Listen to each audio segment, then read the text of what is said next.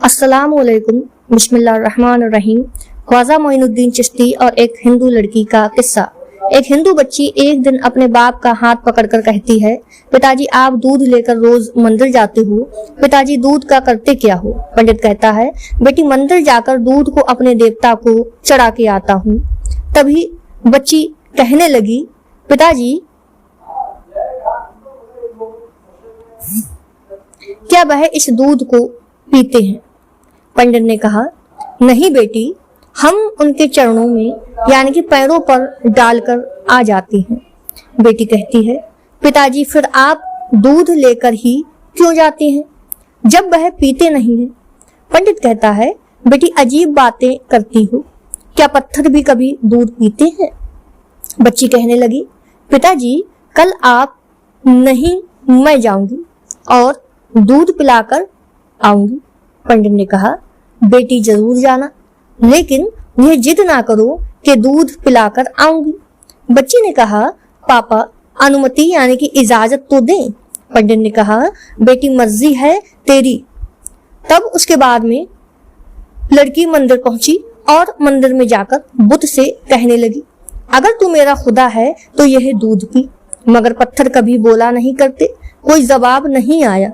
तो बच्ची की आंखों में आंसू आ गए। भगवान से कहने लगी, मैं उस वक्त तक वापस नहीं जाऊंगी जब तक तुम दूध नहीं पियोगे। उसके बाद में बच्ची इसरार पर इसरार करती रही, मगर कोई जवाब न आया। बच्ची कहने लगी, आज तुमको दूध पीना ही पड़ेगा, वरना मैं तेरे कदमों में अपनी जान दे दूंगी। बच्ची अपना सर बुत के आगे जमीन पर मारना शुरू कर देती है। सर से खून बहना शुरू हो जाता है और बच्ची रो रही थी कि उसी वक्त गलियों से एक बुजुर्ग का गुजर हुआ। दुनिया इस बुजुर्ग को मोइनुद्दीन चिश्ती के नाम से जानती है। आपने जब इस बच्ची को रोते देखा तो बच्ची के करीब आए और फरमाया, बेटी क्या मामला है, क्यों रो रही हो? बच्ची ने आपका चेहरा देखा और कहा, बाबा आप अपना काम करें, उसके बाद मुझे अपना काम करने दे। आपने फरमाया, बेटी बता तो सही कि बात क्या है? बच्ची ने कहा, बाबा बात यह है कि यह मेरा खुदा है, मैं इससे कह रही हूँ कि दूध भी, मगर यह पीता ही नहीं है। आपने समझाया, बेटी ये तो पत्थर है, दूध नहीं पिएगा। बच्ची ने कहा, मैंने कसम खाई है कि जब तक ये दूध नहीं पिएगा मैं वापस घर नहीं जाऊंगी। या तो उसको दूध पीना पड़ेगा या फिर मैं अपनी जान यहीं पर दे दूंगी। आप उसकी बात सुनकर मुस्कुराए और फरमाया, बेटी क्या यह तेरा आखिरी फैसला है? बच्ची कहती है, हाँ बाबा, यह मेरा आखिरी फैसला है। आप आगे बढ़ते हैं और उस बुत को कान से पकड़कर कहते हैं, क्या तू देखता नहीं कि बच्ची का खून बह रहा है, दूध क्यों नहीं पी लेता? इतना कहना था कि बुत में जान आ गई। बुत के हाथ आगे बढ़ते हैं। बुत ने हाथ में प्याला उठाया और दूध को पीना शुरू कर दिया।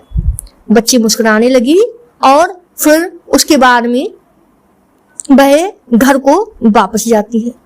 माथे पर खून है, कपड़ों पर खून के निशान लगे हैं, लेकिन चेहरे पर मुस्कुराहट है। मोहल्ले वाले बच्ची को देखकर कहने लगी कि पंडित जी आपकी बच्ची लगता है कि अपनी इज्जत गंवाकर आई है। इसका हाल बता रहा है कि इसके साथ में कोई हादसा हुआ है। पूरी बस्ती के लोग जमा हो गए, पूछने लगे, बेटी बता तेरे साथ क्या हुआ है, तेरे साथ ये गलत हरकत किसने की है? बच्ची ने कहा, कोई हादसा नहीं है, मेरी आबरू पर किसी ने हाथ नहीं डाला है। आज मैं अपने देवता को दूध पिलाकर आई हूँ। खानदान वालों ने ये सुना तो सर पकड़कर बैठ गए। कहने लगे, ये लड़की कैसी बातें कर रही है, शायद यह पागल हो गई है, इसका दिमाग खराब हो गया है। पंडित ने पूछा, बेटी सच सच बता क्या हुआ है तेरे साथ? बच्ची ने कहा, मैं वादा करके गई थी कि मैं दूध पिलाकर ही आऊंगी और मैं दूध पिलाकर आई हूँ। किसी को उसकी बात पर यकीन नहीं आया। बच्ची ने कहा, कल मेरे साथ चलना, मैं फिर तुम्हें दूध पिलाकर दिखाऊंगी। सुबह का सूरज निकला और सारी बस्ती के लोग इकट्ठा हो गए और आपस में कहने लगे, आज पंडित की बेटी अनहोनी को होनी करके दिखाएगी। बच्ची हाथ में प्याला लेकर चलती है। पंडित मंदिर में दाखिल होकर बुद्ध के आगे प्याला रखकर कहती है, लो ये दूध पी लो। लेकिन आज बुद्ध पत्थर का पत्थर है, कैसी भी हरकत उसमें नहीं थी। बच्ची रोकर कहती है, ऐ मेरे ईश्वर, आज मेरी मान मर्यादा का सवाल है। खानदान वालों ने कहा, पंडित तुम्हारी बच्ची झूठ बोलती है, उसकी इज्जत लुट चुकी है। बच्ची ये सुनकर जोर से चीख मारती है और कहती है, ऐ मेरे ईश्वर, आज तू दूध पीता है कि नहीं, या फिर कल वाले बाबा को बुलाऊं, तब तो तू दूध पिएगा। इतना कहना था कि पत्थर में जान आ गई। बुद्ध दूध का प्याला पकड़ लेता है और पीना शुरू कर देता है। बस्ती वालों ने कहा, ऐ बेटी बता तो सही, वह कल वाला बाबा कौन था जो इसे दूध पिलाकर गया है। बच्ची ने कहा, नाम भी नहीं मालूम, कहां से आया ये भी नहीं मालूम, लेकिन आया इधर से था और गया उधर से।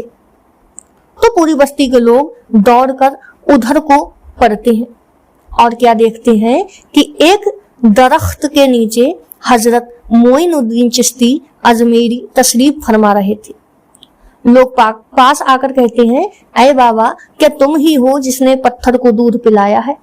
हजरत मोइनुद्दीन चिश्ती मुस्कुराते हैं और फरमाते हैं कि हाँ, मैं ही हूँ। सब लोग उनके कदमों में गिर जाते हैं और कहते हैं, बाबा हमें भी बताओ कि वह कौन सा जादू है जिससे पत्थर भी दूध पीने लगता है।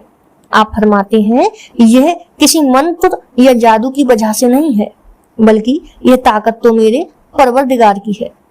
सब लोगों ने एक आवाज होकर कहा, बाबा बताओ तो सही, तुम्हारा परवरदिगार कौन है? आप फरमाते हैं कि मेरा परवरदिगार तो वह जो पैदा भी करता है, जिंदगी भी देता है और मौत भी देता है। रिज्क भी उसकी कुदरत में है, पूरी कायनात का निजाम उसकी कुदरत में है। सब लोगों ने कहा, बाबा किस तरह से या कौन से मजहब से ताल्लुक है तुम्हारा? ख्वाजा मोइनुद्दीन चिश्ती ने फरमाया, मेरा ताल्लुक मजहब इस्लाम से है और मेरे जो नबी हैं वह मोहम्मद मुस्तफ़ा सल्लल्लाहु अलैहि वसल्लम है। इतना कहकर आप उठकर चलने के लिए आगे बढ़े। जैसे ही आगे बढ़े तो सबसे पहले पंडित कदमों में गिर गया और कहने लगा, बाबा सिर्फ दूध पिलाने आए थे या हम गुनहगारों को मुस्तफ़ा सल्लल्लाहु अलैहि वसल्लम का उम्मती बनाने के लिए आए हो? अल्लाहू अकबर। पूरी बस्ती कलमा पढ़कर मुसलमान हो गई। तो दोस्तों, ये था ख्वाजा निजामुद्दीन चिश्ती और बुद्ध का किस्सा। अगर आपको ये किस्सा पसंद आया तो वीडियो को लाइक शेयर कमेंट जरूर करें और अगर चैनल पर नए आए हैं तो चैनल को सब्सक्राइब जरूर कर लें। तब तक के लिए अल्लाह हाफिज।